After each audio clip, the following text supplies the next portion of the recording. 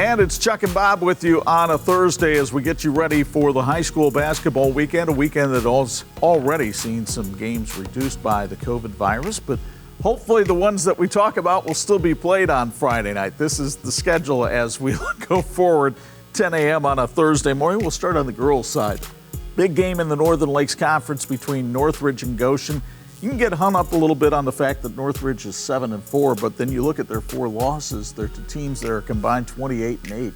Doug Springer has another good ball club over in Middlebury. He does, and he's a proven successful coach. He's got a good program, got some good young players on that team, and J.C. Walker is one of his top players, as is Eva Fisher, and they're 1-0 in a conference, which is the most important thing to be right now. Now they'll get a challenge from this Red Hawk team. Goshen is 6-1. They're led by Bryn Shoup Hill, one of the best players in the area, committed to go to the University of Dayton. Go Flyers. 1,000-point scorer in her career.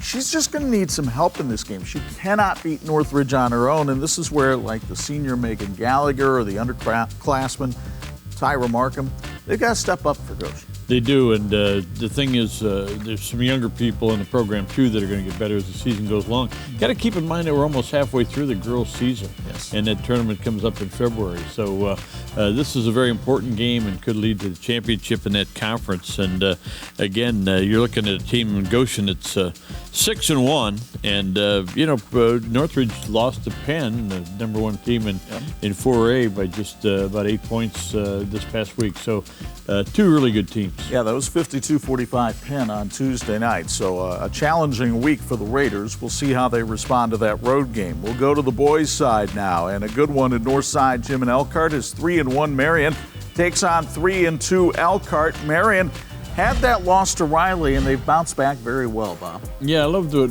Rob Berger's done over the years. Sometimes early in the season you have a team and maybe a loss can help them, show you what your weaknesses are, and Riley certainly did that. And not that Rob ever wanted to drop a game, but he's got some young guys that are starting to really get together. Cairo Franklin, I think, is one of their top players. Kakalea on the boards can be helpful, but Daglin Sullivan has been outstanding, and Richard Brooks, who just transferred last year, is now part of the varsity team at Marion, makes it very effective.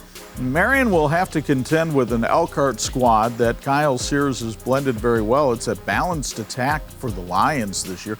They have 7 players who are averaging 7 points a game or more, so who do you stop? Well, I'm not sure. They've got Luke Teach, who's got some size inside, and they've got Skinny Rogers, who we think is a terrific player, but so many veterans off of the Memorial and Central squads that are coming together, and as you said, playing very well. And I think as the season goes along, Kyle Sears going to have to decide on, here's my 6 or 7 guys, and these are my backups. But it's fun to go through that this time of year, and of course with all the cancellations we've had here and there, you miss out some of the opportunities to get those players to get a chance to work together. And Elkhart, let me break this down for you, because it's really simple. Lions started out 3-0. They shot 50% in those 3 games. They've lost their last 2. They shot 38% in those 2 games. Put the ball in the hoop, good things happen. Well, one of the things that helps your offensive rebounding stat is to miss your initial shot. But this is a team that's got some good athletes. We know Kyle Sears is a quality coach as well. So this is going to be fun to watch Elkhart progress not only this year, but in the years to come. Goliath goes to see David Friday night. Penn versus Bremen at the Lions Den in Bremen. Penn's got some nice seniors on the team, but I'll tell you what, this sophomore Marcus Burton has been carrying them offensively, about 22 points a game. And Al Rhodes' team has bounced back from a season-opening loss to win their last 2. Yeah, they lost to Carroll, but they ran into one of the top scorers maybe in the state of Indiana, a young man named Jalen Jackson at 33 on Penn in that game. But Penn does have some other people along with Burton, and I think that one of the things that they have are high expectations under Al Rhodes. He's in his 40th year as head coach. Wow. Matt Miller's in his first. And Matt Miller at Bremen so far has beaten Mawson and Edison. Could you imagine Mawson, Edison, and Rhodes in your quiver after your first month as a head coach? It's a possibility, but for that to be a possibility, Tony Harden and Carson Miller have to continue their offensive production.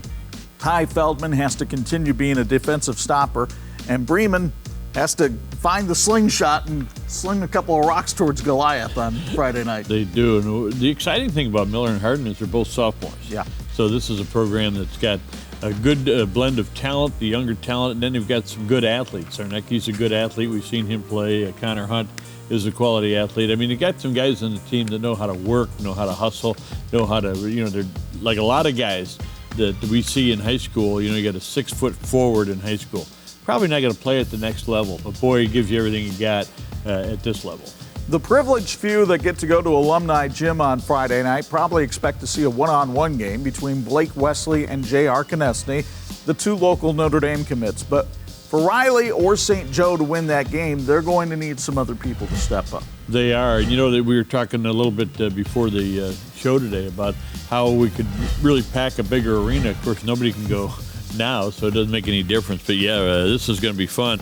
And you talk about David and Goliath as far as coaching experience. Mark Johnson is 36th year, and Alex Daniels first year at Riley High School. And he's, by the way, the 5th coach they've had in the last 5 years, but he seems to have gotten everybody on board, and they're moving in the right direction. Well, he's 4-0. They're playing really well. They have a nice backcourt now with Philip Robles and Isaiah Robinson to help out Blake Wesley. And then Jackson Copley is going to have his hands full with those big guys that St. Joe has down low, guys like Will Terry and Jack Fuda. Well, you look at Blake Wesley, too. He's done a nice job rebounding for Riley, and he's going to need to do that. And they're going to need all the help they get because Will Terry is a big guy inside, and Jack Fuda. J.R. Konechny, even though they list him as a guard, he's 6'7", and he can get in there and rebound as well, and he can block shots. But this is going to be a battle, I think, in the backcourt. And Cole Hakovich is a guy that's working really hard to run this team. But again, we saw him against Adams have some problems with the quickness, and so I think that Riley backcourt's going to really try to get after St. Joe. By the way, what a week for St. Joe. They've got Riley on Friday night and Homestead on Saturday night down at the Champions of Character Classic at Grace. Meanwhile, the game that we'll be at is the Northern Lakes Conference Lid Lifter and a big rivalry in Kosciuszko County as Warsaw and Wawasee get together on the hardwood for the 75th time. New coach at Warsaw this year, and Matt Moore. We went to practice Tuesday. Here's a clue, kids. He's looking for people who can guard and rebound. How many times did we hear that on Tuesday? And can handle their scouting report, all those kind of things. But, the big thing I loved about Matt Moore's attitude was, first we're going to get things right, we're going to be better, and then we'll win. Now, you don't want to go into any game, sacrificing a chance to win, but it's going to be more important to build this program the way he wants it. And he did give some kudos to the previous administration, and of course, we had a great chance to work with them, but he said they had a good base in place for him to build his program. Yeah, you think of that lineage of Warsaw coaches, Jim Miller, Al Rhodes, and Doug Ogle. That's pretty good that Matt Moore is walking into. Tigers are 3-3. They're 3 losses to teams who are combined 11-1. I'll say the same thing Warsaw I said to Elkhart. You put the ball in the hole, good things happen. They're 48% in the games they win, they're 36% in the games they lose. Meanwhile, Wawasee is 2-0. John Everingham has a nice young team bubbling up here. Now, they had to take a couple of weeks off for COVID, and we were at only their second practice back from COVID. You could tell they're not quite in shape yet. Now, they've had a couple more practices since then. Big question mark coming into this game, how well will Keaton Dukes be performing after a bout with COVID? Because he's their lead scorer at 23 points a game. And we saw outstanding leadership from Cameron Salazar, who runs the point for them. They've got good young players. This team is going to get better not only next year, but in the future. They got some good young kids coming up. And the head coach, John Everingham, has a good relationship with those 8th graders and middle school players. Well, he should. He's the father of 2 of them. And by the way, John Everingham and Matt Moore coached together at Grace College as graduate assistants back in the last decade. So it should be a fun one down at the Hardwood Teepee. We haven't been there in years. Looks beautiful. We're looking forward to showcasing it. The 75th renewal of Warsaw and Wawasee. That comes your way Friday night, right around 7:30 on Facebook, YouTube, and the Champions Network. And, of course, Friday night at 11 and Saturday morning at 9 on TV-46. For my broadcast partner, the Hall of Famer Bob Nagle, I'm Chuck Freeby. Thanks for joining us on social media.